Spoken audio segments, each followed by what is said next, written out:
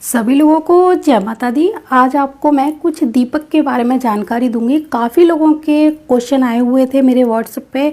मैंने काफ़ी हद तक कोशिश की लोगों को आंसर देने की, लेकिन काफ़ी लोग ऐसे हैं जो बार बार वही क्वेश्चन रिपीट करते हैं। तो मैंने सोचा दीपक के बारे में मैं कुछ एक वीडियो बनाऊं, कुछ जानकारी जो आपको नहीं पता वो सारी जानकारी भी दूं और आपके जो क्वेश्चन हैं उनके आपको आंसर भी मिल जाएंगे।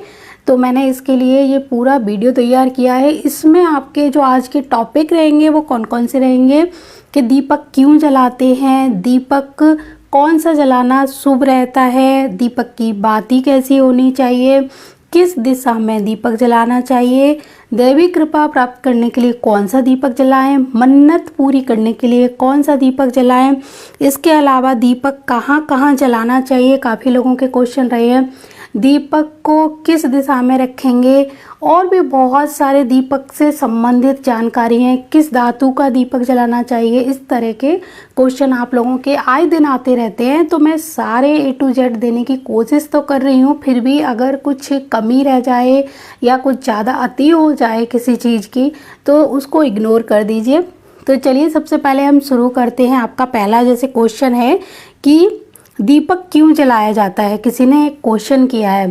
तो दीपक जैसे आपने देखा होगा कि जब भी हम कोई शुभ कार्य करते हैं तो शुभ कार्य से पहले यानी घर में कोई धार्मिक आयोजन होता है, पूजा पाठ होता है, तो उसमें दीपक जलाया जाता है। मान्यता ये है कि अग्निदेव को साक्षी मानकर अगर कोई कार्य किया जाता है तो वो कार्य जल्दी सफल होता है। हमारा शरीर भी 5 तत्वों से बना है और इन्हीं 5 तत्वों में अग्नि तत्व भी हमारे शरीर के अंदर मौजूद है। दीपक को ज्ञान का प्रतीक माना जाता है। दीपक जलाने से मन और घर की नकारात्मक ऊर्जा दूर होती है और सकारात्मक ऊर्जा का विकास होता है। इससे ग्रह दोष शांत होते हैं। ये सभी जानते हैं कि जहाँ दीपक जलाया जाएगा वो अपने आसपास के पूरे अंधकार को समाप्त कर देगा। इसीलिए दीपक जलाना बहुत ज़रूरी होता है। अभी किसी का दूसरा क्वेश्चन है कि दीपक कब और कहाँ जलाना चाहिए।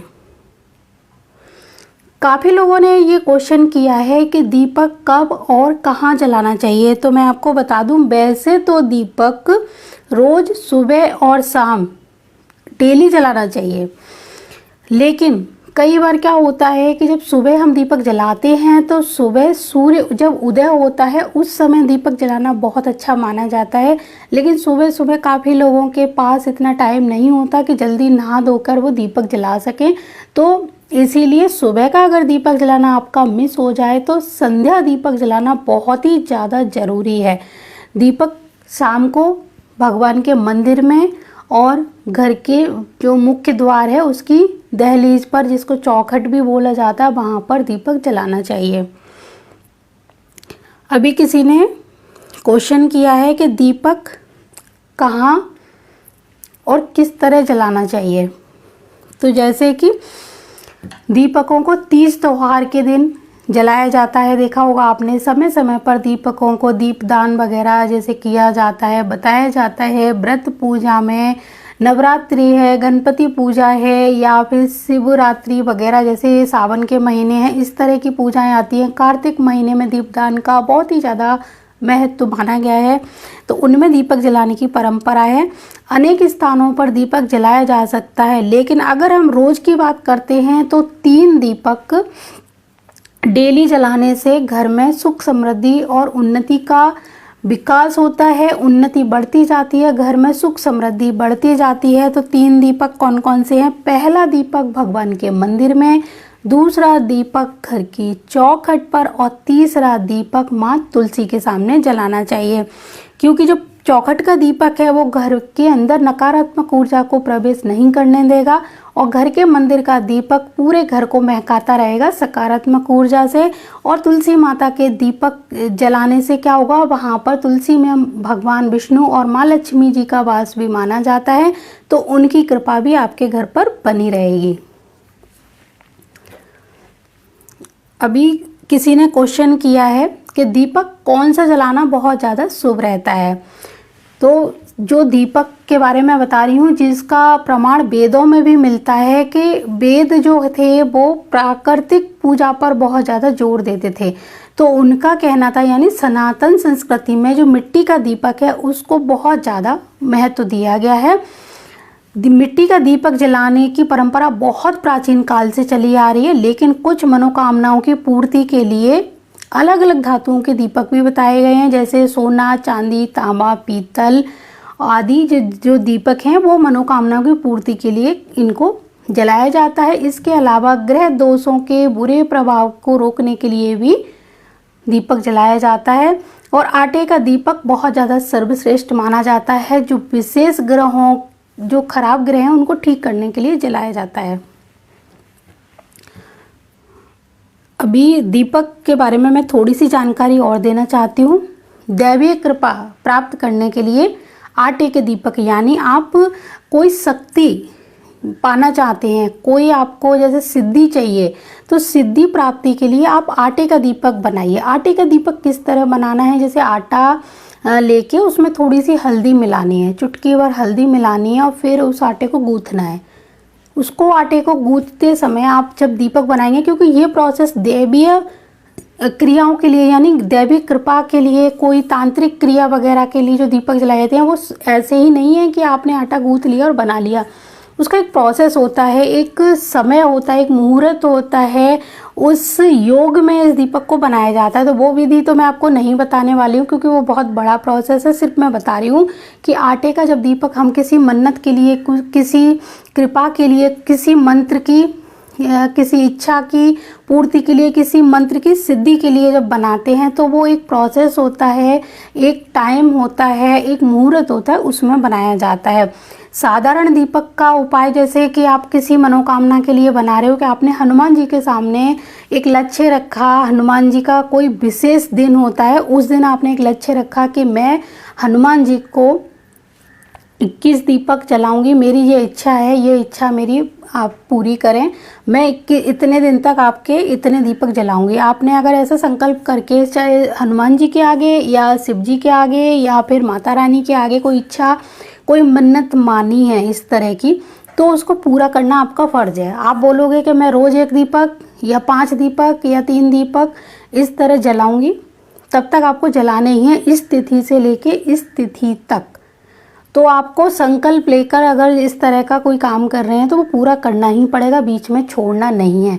इसीलिए आटे का दीपक ही उसमें सर्वश्रेष्ठ माना गया है। और जब ये मन्नत आप मांगो तो उसको पूरा करने का भी दृढ़ संकल्प आपको लेना पड़ेगा। कोई भी काम जब हम करने के लिए ठान लेते हैं तो एक संकल्प लेते हैं जल हाथ में लेकर, और उसको पूरा करना हमारा फर्ज बन जाता है, उसको बीच में छोड़ना नहीं चाहिए। इनके कुछ विधि विधान होते हैं जिनको ऐसे ही भावनाओं में बहकर नहीं लेना चाहिए। आपने कहीं से सुन लिया कि मैंने 11 दीपक जलाए इस तरह से और मेरा ये काम हो गया, तो आपने भी सुनने के बाद यही सब करने का सोचा, तो ऐसा बिल्कुल ना करें। किसी से राय लेकर और उस चीज़ के बारे में समझ लें कि वो उसने जब जलाए कौन सा मुहूर्त था, उनको किसी ने बताया, कब बताया, किस दिन करना था। आप ऐसे ही नहीं किसी से सुन के आ गए और करना शुरू कर दिया, ऐसा नहीं होता। इनमें कुछ तिथियां होती हैं, कुछ बार होते हैं, कुछ चौघड़िया, घड़ी, घंटे, इनका भी, और दूसरा नक्षत्रों का भी एक महत्व होता है।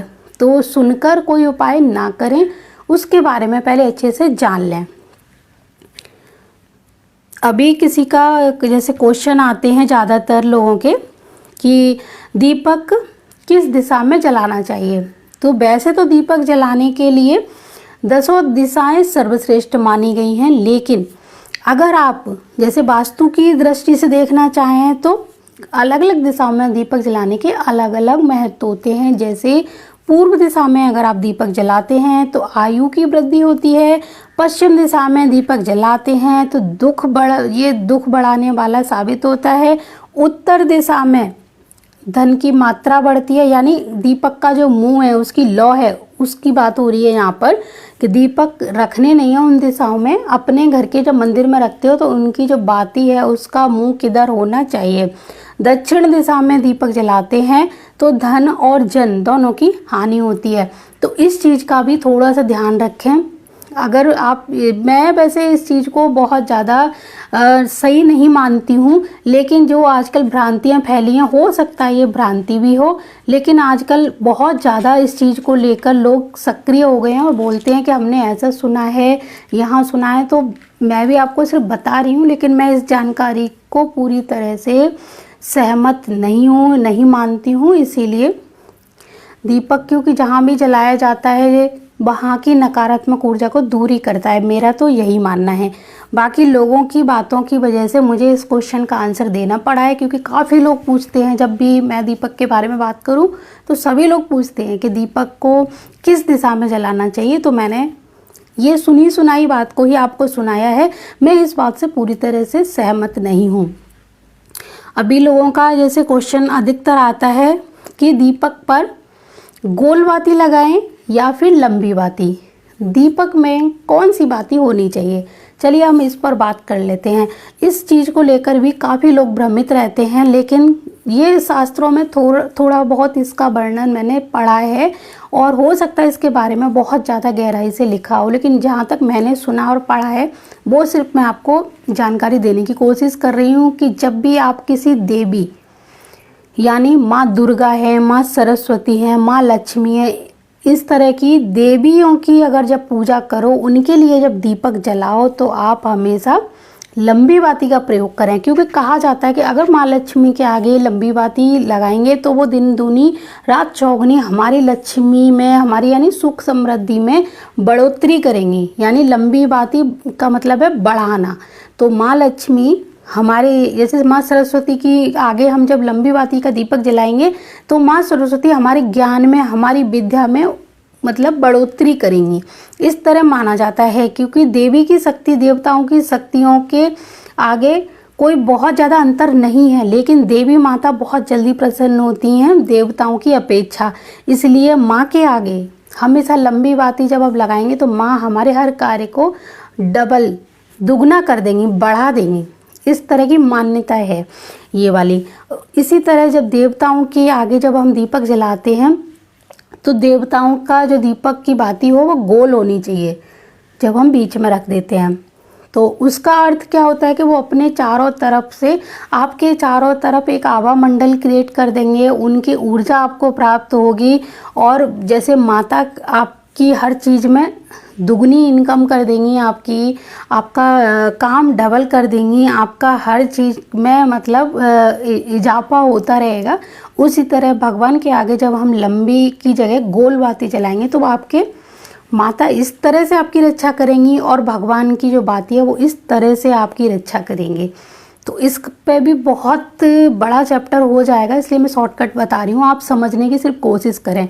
इसके अलावा एक चीज़ और ध्यान रखें, कुल देवी का जो दीपक जलाएं जब भी आप, तो कुल देवी के आगे भी आप गोल बाती का प्रयोग ना करें, उनके आगे भी लंबी बाती का ही प्रयोग करें।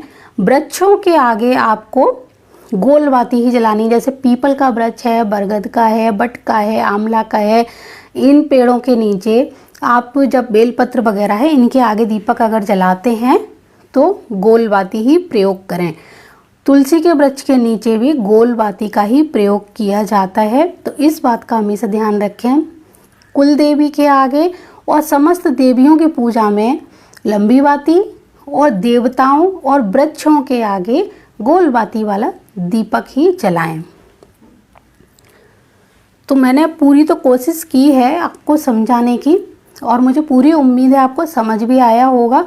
फिर भी अगर, क्योंकि दीपक के बारे में मैं पहले ही वीडियो बना चुकी हूँ जिसमें सारी डिटेल दी गई है कि दीपक जलाते समय कौन सा मंत्र बोला जाता है और हमेशा उस मंत्र को बोल कर ही दीपक जलाना चाहिए। ये सारी बातें मैंने पहले अपने एक वीडियो में बताई हैं, तो आप उस वीडियो को ज़रूर देखिए जिसमें समस्त जानकारी आपको मिल जाएगी। किस देवता के आगे कौन सा दीपक जलाना शुभ रहता है उसको भी मैंने उसमें बताया है।